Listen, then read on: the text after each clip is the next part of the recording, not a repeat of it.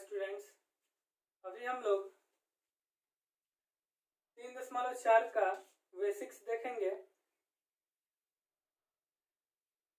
दो चर वाले रैखिक समीकरण युग्मों को हल करने की जो बीजगणितीय विधियां हैं, इसमें से हम लोग पहला जो है प्रतिस्थापन विधि, ये पिछले प्रश्नावली में पढ़ चुके हैं।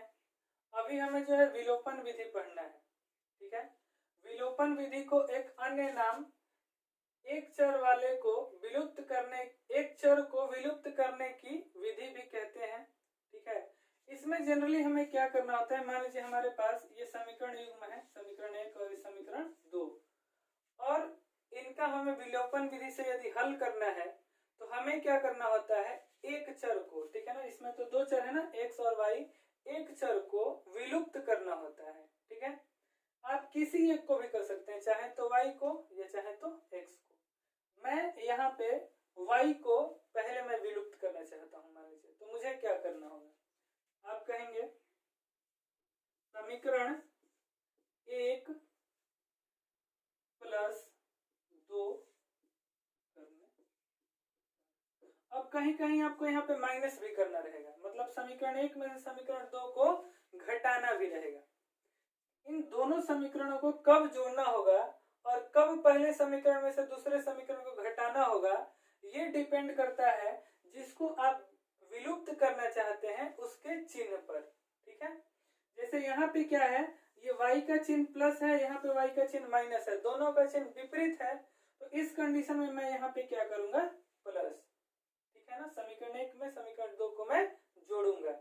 ऐसे ही अगर आप y को विलुप्त करना चाहते हैं तो इनके चिन्ह देखेंगे आप कभी, हमेशा। ठीक है ना, तो जब आप इसके बारे में सोचेंगे और इनका चिन्ह आप देखेंगे कि समान हो, चाहे दोनों जगह प्लस हो या चाहे दोनों जगह माइनस हो, चिन्ह जब समान रहे तो हमें क्या करना होगा, समीकरण 1 में से समीकरण 2 को घटाना होगा। कब, जब इस y के जो चिन्ह हो वो समान हो, चाहे वो दोनों प्लस हो या चाहे वो दोनों माइनस हो। बात समझ रहे हैं मेरी? जब इस y को आप विलुप्त करना चाहते हैं उस टाइम पे आपको देखना होगा कि y के जो चिन्ह है दोनों जगह पे वो समान है, चाहे वहां पे दोनों प्लस हो या चाहे दोनों माइनस हो, तो ये समान चिन्ह कहा गया। तो अब जब ये समान हो इनके चिन्ह, तो आप क्या करेंगे, पहले समीकरण में से दूसरे समीकरण को घटाएंगे। लेकिन हमने जो यहाँ पे दो चर वाले रैखिक समीकरण लिया, इसमें प्लस है, यहाँ पे माइनस है, दोनों के चिन्ह क्या है, विपरीत है। तो जब चिन्ह विपरीत है तो आप क्या करेंगे, प्लस।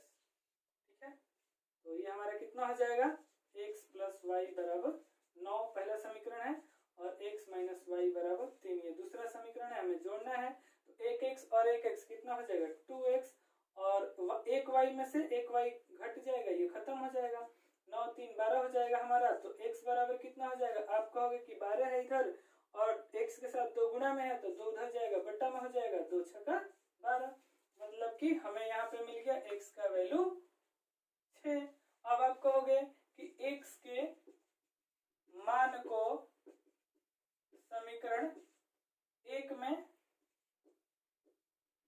रखने पर, मैंने यहाँ पे 1 में रखा है, आप 2 में भी रख सकते हैं, मान उतना ही आएगा। ठीक है, रखने पर आइए रख लेते हैं हम लोग। यहाँ पे क्या है, x प्लस वाई बराबर 9 है।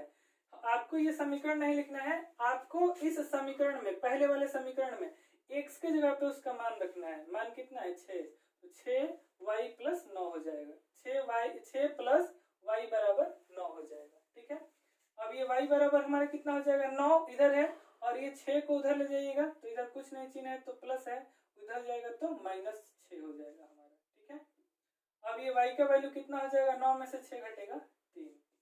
आपको x का वैल्यू यहाँ पे मिला था, y का वैल्यू यहाँ पे मिल गया। x बराबर आपका कितना है, 6, और y बराबर 3, ये आपका हो गया आंसर। ठीक है, अब देखिए, मान लीजिए कि यही आपके पास जो यहाँ पे 2 मैंने समीकरण लिया था, इसी को देखते हैं, x प्लस वाई बराबर कितना था, 9। ठीक है, दूसरा समीकरण है हमारा x माइनस वाई बराबर 3। ठीक है ना, ये समीकरण 1 समीकरण 2। मैं यदि x को विलुप्त करना चाहता हूं, जैसे मैंने यहाँ पे क्या किया, y को विलुप्त किया, y को खत्म किया, वैसे यहाँ पे मैं पहले x को खत्म करना चाहता हूँ, तो मुझे क्या करना होगा। हम ये देखेंगे कि यहाँ पे क्या है, x का चिन्ह प्लस है, यहाँ पे भी x का चिन्ह प्लस है, दोनों का चिन्ह प्लस है ना, और इसी को हम खत्म करना चाहते हैं। तो मैंने क्या बताया कि दोनों का जिसे हम खत्म करना चाहते हैं उसका चिन्ह समान है, तो हमें क्या करना होगा, पहले समीकरण में से दूसरे समीकरण को घटाना होगा। मतलब हमें यहाँ पे क्या करना है, समीकरण 1 माइनस 2 करने पर, ठीक है। तो कितना हो जाएगा, x प्लस वाई बराबर 9, और ये हो जाएगा हमारा x माइनस वाई बराबर 3। हमें घटाना है ना, तो घटाएंगे तो चिन्ह जो होगा वो उल्टा हो जाता है, ठीक है ना। यहाँ पे अगर देखो तो ये कुछ नहीं तो प्लस है, तो ये हमारा हो जाएगा माइनस, और ये माइनस है तो ये हमारा प्लस, और ये 3 जो है ये प्लस में है तो ये माइनस में हो जाएगा, ठीक है। अब यहाँ पे इस x का संबंध इस माइनस से, y का संबंध इस प्लस से, और 3 का संबंध इस माइनस से, ठीक है। तो अब हम देखें ये x है प्लस में, और प्लस x में आप क्या करेंगे, घटाएंगे x को, तो कितना हो जाएगा, ये खत्म हो जाएगा।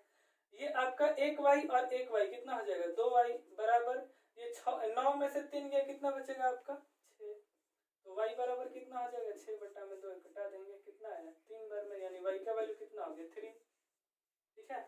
अब आप क्या कहेंगे कि y के मान को समीकरण 1 या 2 किसी में भी रख सकते हैं, 1 में रखने पर, ठीक है, रखिए। तो ये कितना हो जाएगा, x प्लस y है यहाँ पे, तो y का वैल्यू कितना है 3 बराबर 9, तो x का वैल्यू कितना हो जाएगा 9, और 3 उधर जाएगा तो माइनस में हो जाएगा, तो यहाँ पे हमें x का वैल्यू मिल जाएगा कितना, 9 में से 3 घटा 6।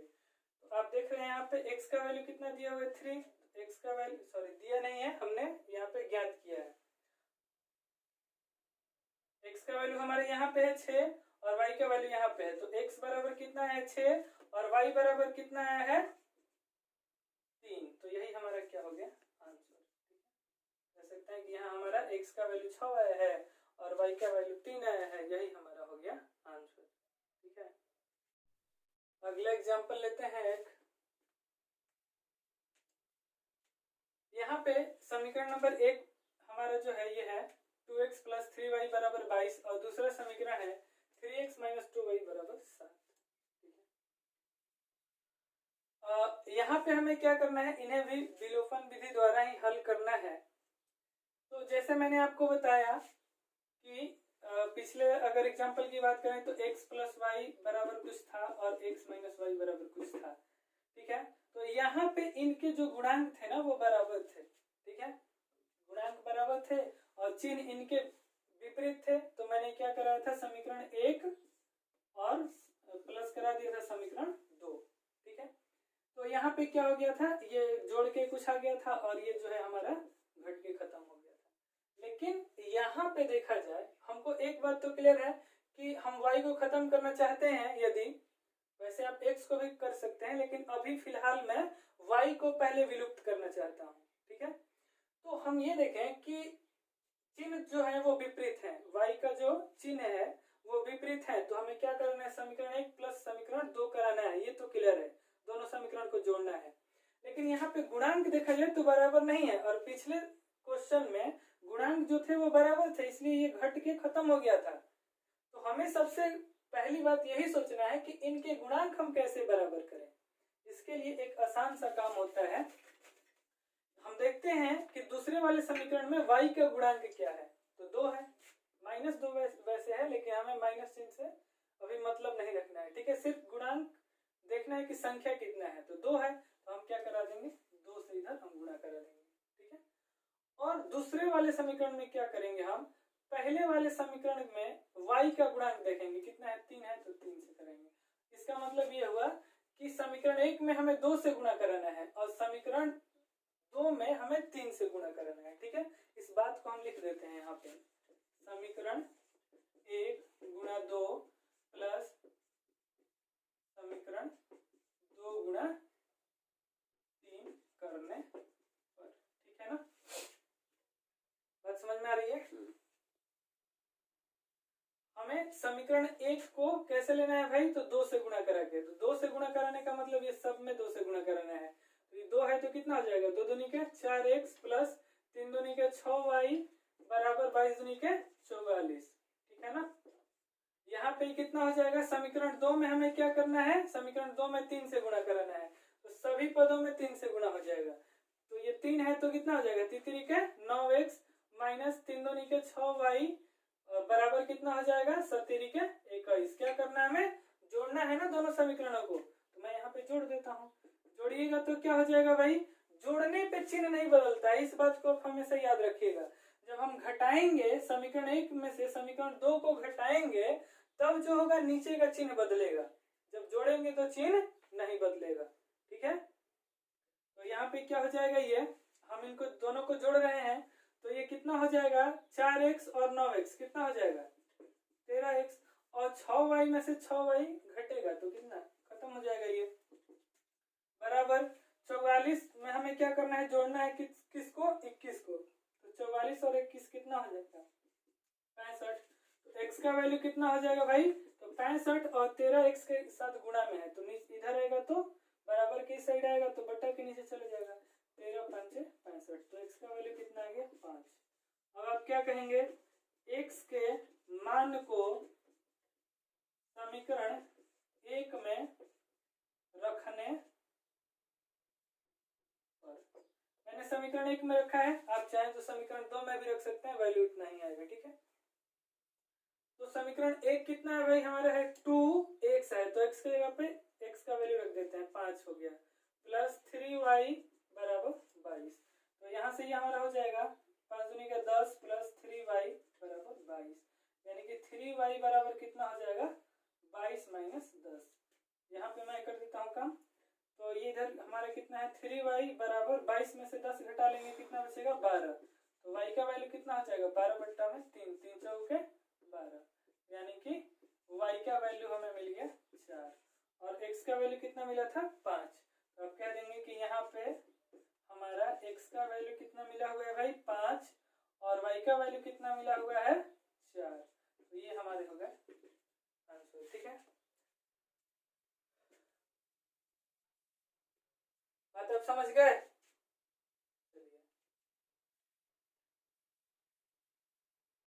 चलिए अगले एग्जांपल की बात करते हैं।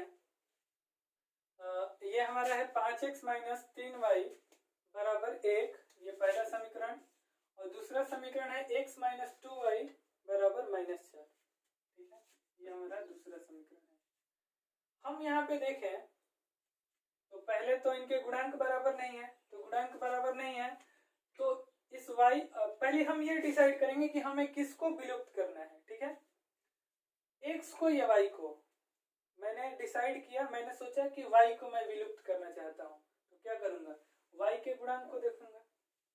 यहाँ पे y का गुणांक कितना है, 2 -2 है, लेकिन चिन्ह से हमें नहीं मतलब रखना अभी। ठीक है ना, 2 है तो क्या करेंगे, समीकरण 1 में 2 से गुणा कराएंगे। और समीकरण 1 में y का गुणांक कितना है, -3 है, लेकिन हमें 3 से मतलब रखना है तो 3 का गुणा कराएंगे समीकरण 2 के साथ। ठीक है ना, आई बात समझ में। अब हम लोग क्या कहेंगे, इस समीकरण 1 में हमने क्या कराया है, 2 से गुणा, और समीकरण 2 में हमने क्या किया है, 3 से गुणा कराया है। और इन दोनों समीकरणों को क्या करना है, हमें जोड़ना है कि घटाना है। तो मैंने आपको क्या बताया है, इसको यहाँ पे हमें जोड़ना है कि घटाना है, दोनों समीकरणों को जोड़ना है कि पहले समीकरण में से दूसरे समीकरण को घटाना है। इसको, इस काम को करने के लिए हमें उनके चिन्ह को देखना होगा। चिन्ह कैसा है, समान है ना दोनों का। जब चिन्ह समान रहेगा तो हमें क्या करना है, घटाना है, चाहे वो दोनों में प्लस हो चाहे दोनों में माइनस हो। ठीक है, तो हमें क्या करना है, दोनों समीकरणों को पहले में से दूसरे को घटाना है। अगर चिन्ह विपरीत रहता तो मैं दोनों समीकरणों को जोड़ता। ठीक है ना, आपस में। आइए, इतना करने पर मैं लिख देता हूं, करने पर। ठीक है, समीकरण 1 में 2 से गुणा करके और समीकरण 2 में 3 से गुणा करके घटाने पर। ठीक है ना, आइए समीकरण 1 में आपको क्या करना है, 2 से गुणा, तो 5 दूनी का 10 x माइनस 3 दूनी का 6y बराबर 1 दूना 2। इसमें क्या हो जाएगा, 3x माइनस 3 में ये 1x है तो 1x में 3 से गुणा करेंगे तो 3x, यहाँ पे -2 है तो 3 से गुणा करेंगे 6y हो जाएगा बराबर -4×3=12। ठीक है, क्या करना है आपको, घटाना है ना, तो चिन्ह सबका उल्टा हो जाएगा। यहाँ पे ये कुछ नहीं तो प्लस है तो माइनस हो गया, ये माइनस है तो प्लस हो गया, ये माइनस है तो ये भी प्लस हो गया। अब हमें क्या करना है, इसमें से घटाना है, तो 10x में से 3x घटा कितना बचेगा 7x, और 6y में आपको क्या करना है, -6y है और इसमें 6y जोड़ना है।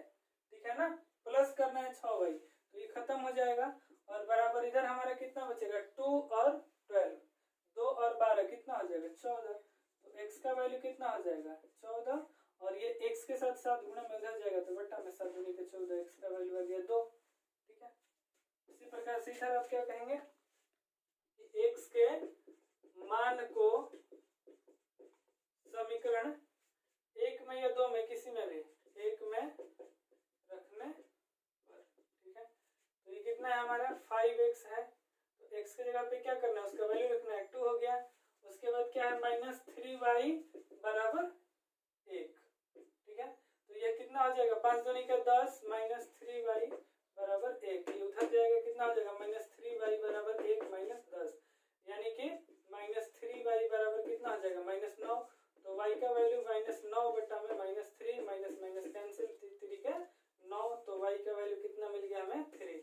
आप क्या कहोगे कि x का वैल्यू हमें कितना मिला है, यहाँ पे कहोगे आप कि यहाँ हमें x का वैल्यू मिला हुआ है 2, x का वैल्यू हमें यहाँ पे मिला हुआ है 2 और y का वैल्यू कितना मिला है 3। ठीक है, तो ये हमारा हो गया आंसर। ठीक है, नोट कर लीजिए।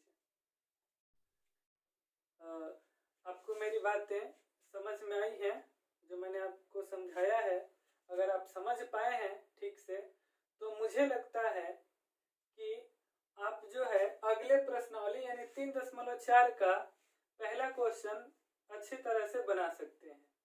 आप कोशिश कीजिए।